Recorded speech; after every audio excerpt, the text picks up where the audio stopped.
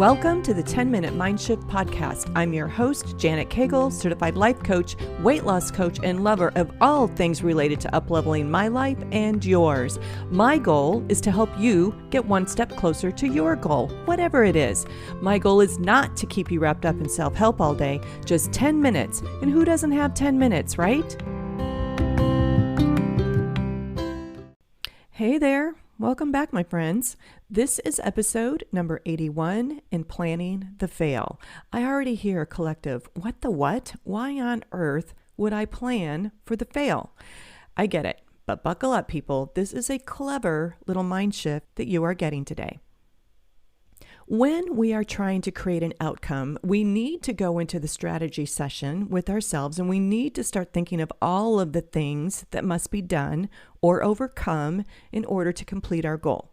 We always start planning for the success, the outcome, the result, and that is a great place to start. But often the first things we try don't always work for us. And then we get discouraged and start thinking this is too hard or taking too long, or it's just not meant to be. First of all, none of that is true. We just didn't plan for the fail. Now, hear me loud and clear when I say this. There is a big difference between expecting to fail and planning for the fail. Expecting to fail is failing ahead of time. Planning for the fail is creating a backup plan or an alternate route, a plan B, a replacement strategy. For example, I work with a lot of women on weight loss, and so often what they thought they wanted to do to lose the weight didn't work or it didn't go fast enough, and then they give up and then they give in. Planning for the fail requires that we have a plan in case this doesn't work out, and we have to be willing to give it consideration. Just because the first or second or 100th thing doesn't work doesn't mean you can't create your outcome. It means you haven't found your path yet. You have not found what will work. That's all. Think about Thomas Edison. He had so many missteps in every invention that he attempted. Instead of wringing his hands in despair for all of his failures, he tried the next thing. And then when that didn't work, he tried the next thing. He is quoted saying that he didn't experience 10,000 fails, but he successfully found 10,000 ways that this will not work. Sometimes we need to show up as the scientist in our life and be curious about exploring different options when plan A doesn't work. I wrote a post about this about a year ago, and it relates to this exact thing. I had a month with Dutch leading up to our first show, and it was one of those things where if it could go wrong, it did. But I learned so much from those things that did not go right the first time I tried them. I wrote that I am prepared for the best outcome and I'm willing to fail in the process. Always be willing to show up as your best and be prepared and ready to experience everything that the universe has to offer, even when you fail. I know that you've heard the cliche, you aren't failing, you're learning. And I love it. And I truly believe that. And I hope that you do too. But here's the truth.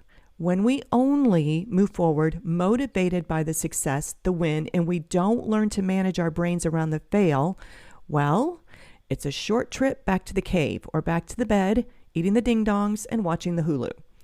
This is where we separate the people who are creating their life by design from those who are living at the effect of life just happening to them. Life designers are not afraid of their fail. In fact, they plan for it. They plan for the thing that could go wrong, and yet they expect that nothing will go wrong. You can do that. Having a plan B, planning for the fail, but expecting a win is all part of the process.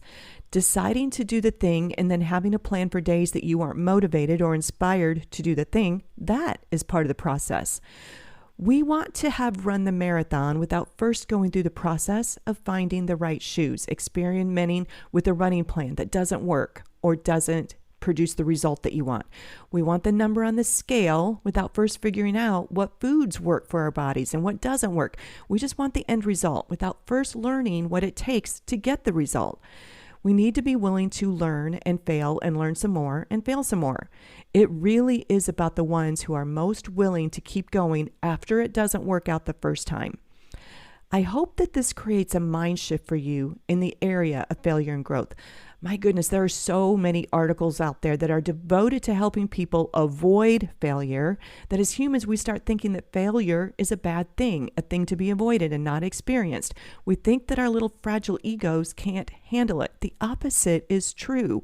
You don't have to expect it. You only have to plan for it. I have not learned anything from perfect rides. I like them very much. And yet, the days that Dutch is spooky or we aren't communicating well and, everything just feels off, those are the days that I learn the most. So as long as I don't get off and throw my hands in the air and start beating myself up for being a terrible writer, I learn something each and every time. I experienced that recently. We are currently riding in our grass pasture, and he's used to being in an arena with sand and some sort of footing besides grass, and it's loose and it's shifting sand that's underneath his feet. And he's a big guy, and it's much harder for him to maintain his balance and feel confident. It's not as easy for him. He feels jiggery some days.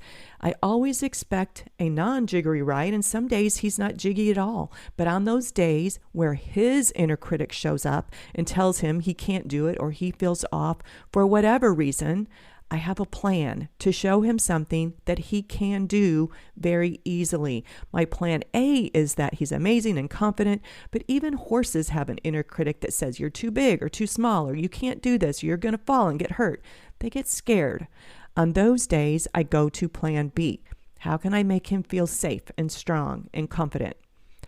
My promise to myself is to move my body every single day. My plan A is to walk 3 miles.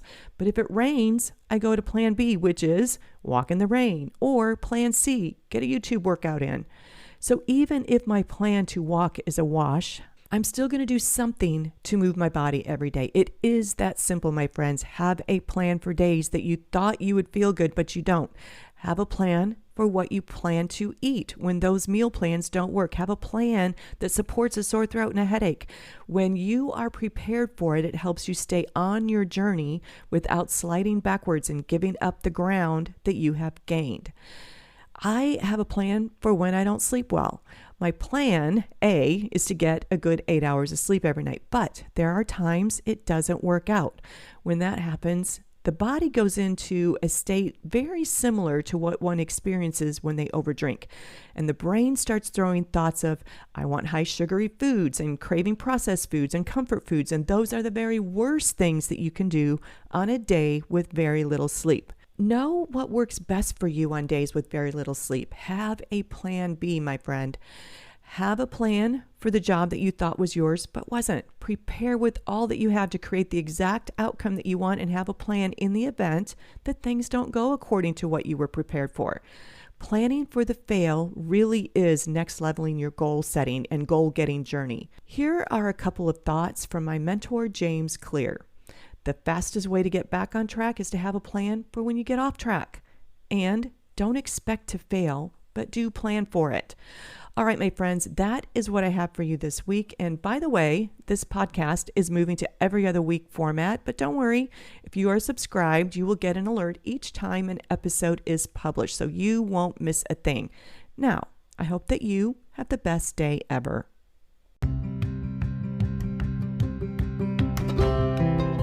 That's a wrap.